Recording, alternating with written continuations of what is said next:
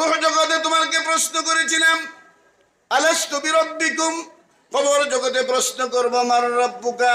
এবার তোমার ট্রেনিং শুরু হয়ে গেল। এবার বান্দা নামাজে দাঁড়ায় গেছে। কোথায় দাঁড়াইছে? নামাজে। নামাজে দাঁড়ায় আল্লাহু আকবার, বিসমিল্লাহির রহমানির রহিম, আলহামদুলিল্লাহি রাব্বিল আলামিন। রব আসেনি। কিছুক্ষণ পরে আল্লাহর বান্দা রুকুতে চলে যায়। সংক্ষেপ করে বলছি, রুকুতে চলে যায়। রুকুতে গিয়ে হয় সুবহানা রাব্বিয়াল আযীম। আসেনি রব? তুই বলে আসেনি? কতবার? কমপক্ষে 3 বার।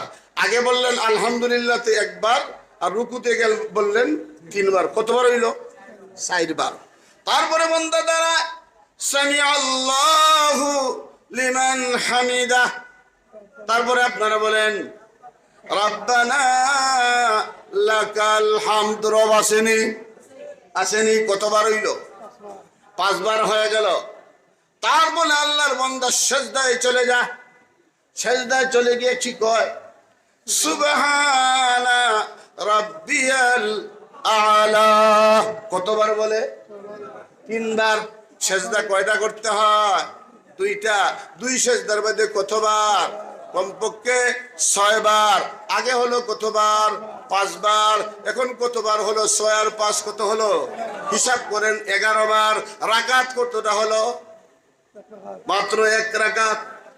2 রাকাত নামাজে কতবার হলো? 22 বার। 4 রাকাত নামাজে কতবার হলো? কমপক্ষে 44 বার।